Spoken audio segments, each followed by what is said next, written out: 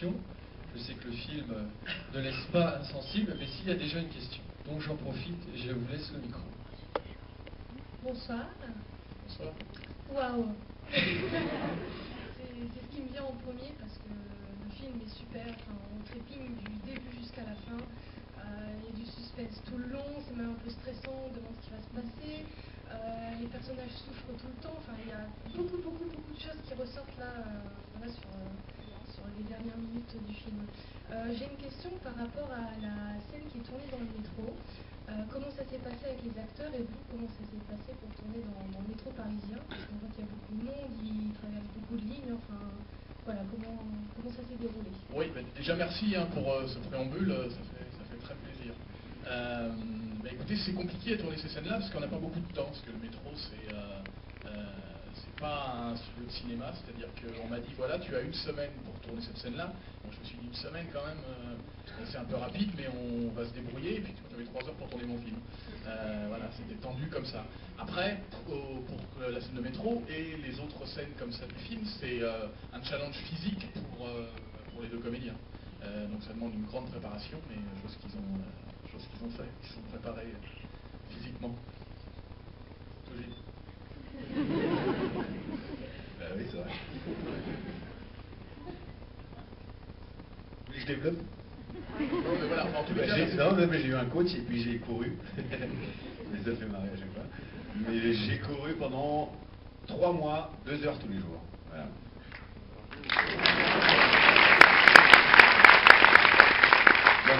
Et vous croyez ça, vous? C'est vrai, j'avais pas le choix, autrement je décédais. Non, c'est sûr, parce que quand vous réalisez le film, moi je suis assis derrière le combo et je bois des cafés. Hein. C'est-à-dire que moi je regarde ce qui se passe et moi je cours pas beaucoup. Ça se voit d'ailleurs. Et donc, vous ne prenez pas conscience de physiquement la difficulté du truc. Et une fois que vous avez découpé, vous dites bon, on va en refaire une. Voilà. Et donc j'ai des comédiens courageux qui ont bien mouillé le maillot. Et il fallait parce que ils ne sont pas doublés. Et pour que le film on ressente vraiment les choses physiquement à leur place, il fallait qu'ils puissent les filmer en gros plan. Et bien sûr qu'ils fassent toutes les cascades eux-mêmes. Et voilà, donc je les remercie d'avoir fait tout ça. Pourquoi ce titre est important? Parce que ça claque. Ouais. C'est aussi ce que non, parce que le premier film s'appelait Pour elle, et il y a des gens qui me disent encore maintenant, dis donc, je viens de le voir, c'est vachement bien, mais je savais pas que c'était un thriller. Donc je me suis dit, le deuxième, je vais appeler un chat, c'est-à-dire que je vais trouver un titre voilà, qui raconte vraiment ce que c'est. Voilà, donc c'est toujours compliqué le titre. Hein. Souvent, vous mettez plus de temps à trouver le titre qu'à écrire le scénario. En tous les cas, moi, c'est mon cas. Donc voilà, moi, c'est un titre qui me plaît bien. En plus, il y a un film des années 60 qui s'appelle comme ça, et qui est plutôt un très bon, c'est une titre français d'un film des années 60, qui est un film voilà, de Dong Siegel, avec Lee Marvin. Et voilà. Pierre Tchernia. Voilà, mais c'est... ça vous vient d'où cet esprit chevaleresque Je suis un peu comme ça dans la vie. Non, mais justement, voilà, je fais des films qui racontent des histoires que pas forcément j'aimerais vivre, mais voilà, ça part d'une base de monsieur tout le monde qui va devoir affronter comme ça des situations extraordinaires. Un homme ordinaire qui se retrouve dans des situations extraordinaires. Après, c'est les deux mêmes points de départ. Contrairement à Pour elle, ce que je voulais, c'est qu'un homme ordinaire croise un homme qui ne l'est pas du tout. Et faire la rencontre comme ça de deux personnages. Un monsieur tout le monde qui rencontre un personnage qui lui est un vrai personnage de cinéma. Voilà, donc c'était ça la différence avec Pour elle. Après, moi au cinéma, quand je suis spectateur, j'aime bien faire un chat. Faut appeler un chat un chat. Non, faut pas dire ça, parce qu'après les gens vont vous croire. Je plaisante. Non, mais vraiment, c'est... Non, mais c'est... Non, c'est un vrai honneur quand même qu'ils viennent, c'est-à-dire que c'est mon deuxième film. C'est dégueulasse. Ça vous fait rire, hein, ça vous fait rire, mais moi je vis ça tous les jours. Moi pendant un mois, je vis ça tous les soirs avec eux. Non mais blague à part.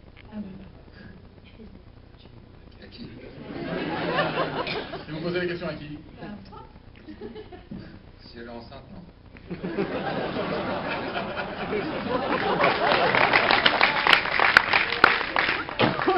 Plaisante, moi je le ferai. Enfin, peut-être. Ça dépend. C'est déjà fini, c'est une histoire éphémère. Ça a été une passion, un flash. C'est ce que c'est le show business. Hein. Moi, je suis incapable de répondre à votre question. C'est comme les gens qui disent, moi, en temps de guerre, je fais un héros. Ouais, enfin bon. Ouais, voilà. Donc, je sais pas du tout. J'imagine que oui. Simplement. Moi, je l'ai déjà fait, mais je suis pas là non plus pour faire Non, mais c'est vrai ce que dit Gilles, c'est-à-dire que quand on est confronté comme ça à des choses, c'est-à-dire comment peut-on se comporter dans des situations de stress, de peur Je trouve qu'il y a une différence. Pour nous spécialement, si on suit bien le cinéma, moi je préfère un film français qu'un film américain. Oui, je suis d'accord. Moi, je crois pas que le budget, par exemple, il y a pas mal de films américains qui sont des grosses machines faites pour marcher, où il y a effectivement beaucoup d'argent et beaucoup de grosses scènes. L'histoire est complètement creuse et on en a rien à foutre. Donc là, il y a un truc où on est dans une économie qui est quand même une économie, on va dire, confortable pour faire un film qui n'est pas un gros film, mais on a quand même les moyens de faire quelque chose. L'idée, c'est d'avoir des bons scénarios.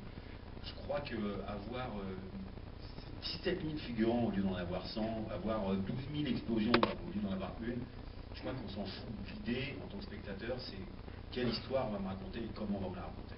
Je crois que les moyens, c'est un cache-misère, en fait, presque. Le vrai luxe, en fait, c'est le temps. Le temps coûte cher au cinéma. C'est vrai que si au lieu de 10 semaines, il peut en avoir 15, il peut peut-être faire encore autre chose. Mais le vrai luxe, il est là. C'est le temps qui nous est imparti.